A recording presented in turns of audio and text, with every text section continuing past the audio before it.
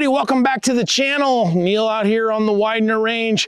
Beautiful day, getting to do a little bit of shooting and working on kind of a project that I've got going on here. Just beginning preparations to get ready to do better in a Gabe White class. That's my whole goal is to do better in a Gabe White class. But also, you know, if I can do better in that class, I can do better in everything else as well, right?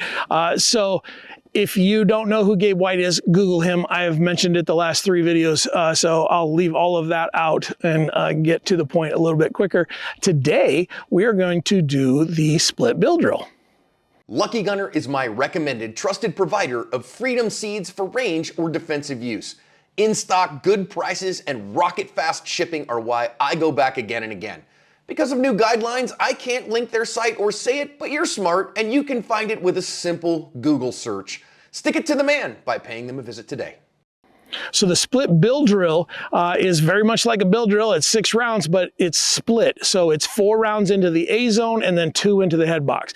So now we've got recoil and a transition to deal with. You know, the multiple shots of recoil through a bill drill is, you know, that's really what we're testing is, can we hang on to that gun? Can we maintain control? Can we stay present with our sights for 6 consecutive shots very, very fast? Now what we're going to do is add to that a transition in the middle of that. And so it's draw and fire 4, 1, 2, 3, 4, transition up, 1, 2, or 5, 6, however you want to count that. This is a tough one for some folks. I think that the bill drill for most folks is where I see them struggle in Gabe White of these 4 drills. And I think the split bill drill is another one of is probably the second hardest, just simply because there's so much recoil that we're dealing with. And I honestly, I think that's where most folks struggle is with some recoil. The other 2 drills are the, you know, immediate incapacitation, which is drawing and firing 2, so a little less recoil. It's a smaller target, but at 7 yards, folks seem to do that one a little bit better than the bill and the split bill. And then the final one, what is the other one? Oh, the immediate incapacitation one. Again, a little bit less recoil, a little bit less everything. So I think this is the second hardest one. And I don't know what order he shoots these in the class. I know he shoots the bill on day 1, and I think it's the, I don't know, I'm not even gonna say, you Google it. All right, again, what I'm doing here today is just shooting these drills to give myself mentally kind of prepared to go create my dry fire program for the next couple, 3 months that is gonna help me with these specific skills. Now, this won't be the only thing that I work on. And, you know, like, you know, I know there's some folks out there that are like, you know, there's no timer in a gunfight. There's this, there's that. You know, we're choreographing, blah, blah, blah. Yeah, we are. To some degree, we're choreographing what it is that we're going to do so that on that day, this all feels natural. And yes, you're probably going to want to get off the X on that day. I will submit to you this. If you can't stand and deliver, you can't move and deliver. You'll never convince me of that unless you show me, and so far nobody showed me that yet. So if you want to make your video of you moving and delivering, then great. Then that means you're already ahead and you probably can stand and deliver. But for this specific class that I'm working on, this is a stand and deliver class. The cool thing about Gabe's class, there is a fair amount of movement in there. And, you know, we ran that here on my range. What was that? Last couple springs ago now. It's already been a while. Super cold, windy weekend. Was not my greatest shooting time, but we did a fair amount of movement in that class, and it's a fun class. So that's why I like it. And again, Gabe's a good friend. I really love shooting with him. I love being in his classes, the way that he coaches, the way that he talks, the passion that he has towards what he does. Just resonates, and it just, you know, it tells me that this is something that I want to be. I want to be Gabe White when I grow up. Probably not going to happen, but I'm going to make the effort. Okay. So today what I'm going to do is I'm just going to shoot the split bill drill a couple of times, and then we're going to talk about how do I implement this into my dry fire program? What are the things that I want to work through? What are the things I want to consider when I'm in dry fire? But first, let's shoot it. So I've got a target here that's a little bit shot up because I brought down some old targets and I ran out of them. So this is probably, it could be the last time you see these, but I don't have any more today. So it's going to be 4 into the B8 down here and then 2 2 into the head box, already knowing that last week's video I threw one. Again, I'm not shooting this at the 7 yards that Gabe would. That'd be a couple more yards back. I'm just getting a feel for these things. I don't even have my timer out. It's put away over there. It's just getting a feel for the actual technique, and then I can work through doing the technique more quickly later. But in this scenario, what I'm working on is just coming up with what do I need to address in my grip stuff when I get up to the house when I'm doing my dry fire this winter. So, all right, here we go. 4 and 2. Man, it's been forever. Probably, I'll bet it was Gabe's class was the last time I shot a split bill drill. So you can mock me if you'd like. But before you mock me, you got to go shoot it on video. Then you can mock me. Okay, here we go. Ooh. Okay, so my first 4 were great. My 2 at the transition went way above the head box. I'll go point these out to you. Both of them went here and here. So I tracked my dot up, and then I missed my timing, and then I missed it the second time. I didn't pull it back down in and correct. So those 2 shots I think would be like I think it's a half-second penalty in Gabe's class for those, so that would add a second to my time, probably DQing that run. So ideally we get our hits. So let's try that again. There we go. So slowed down just a little bit, saw my sights, paid attention to what I did, and I know folks don't like it when I say slow down. I took more care. Ultimately, I went slower, right? So I took a little bit more care to see my sights and ride my sights up there. It did go a little bit slower than the first 2, but the first 2 I didn't take the care or the time to get the gun back to where it needs to be. Let me see if I've got 6 more.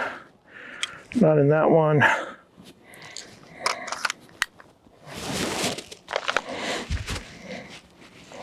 All right, let's run this a couple more times maybe, and talk dry fire. There we go. That one felt great. Again, the time probably wasn't the speed that I wanted to, but my cadence was right. It was 1, 2, 3, 4, 5, 6. 1, 2, 3, 4, 5, 6. Just a little bit slower up here, just simply because I had to take a little bit more time. My target was much smaller. The transition takes a little bit of time, but seeing that dot for the second time and drilling them both into the same hole, those last 2 shots were here and here. I mean, they're touching. So probably could go just a hair quicker with that, but something to think about when I get into dry fire. Let's do that one more time. This is a fun one. There we go. Line breaks count. That ain't one. So through the very last one a little bit low because I overcorrected with the dot. I don't know that I've got 6 left in the gun to do this again, so I may have to. I've got a couple here. Let's have some fun. We gotta make sure that we end on a good note, right? And my thumb's starting to hurt from all the reloading I'm doing. It's been a fun date out here, and man, the weather is just beautiful. If you've got weather that'll let you get to the range, do it. When this place is under snow, it's not near as much fun. All right, one more time. Here we go. Ooh. Okay. So I know exactly what I did that time. I did it again.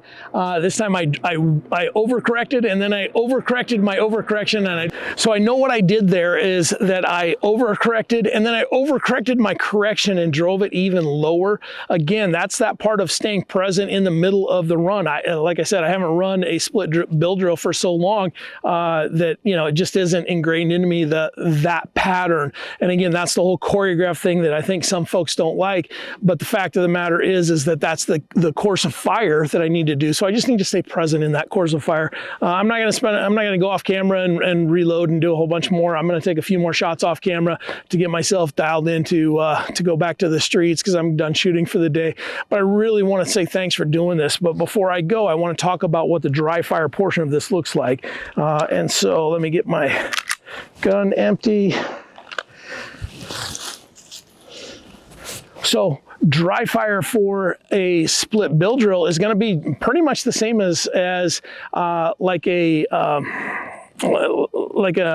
failure to stop or something along those lines, in that we're going to draw out. Again, I'm empty.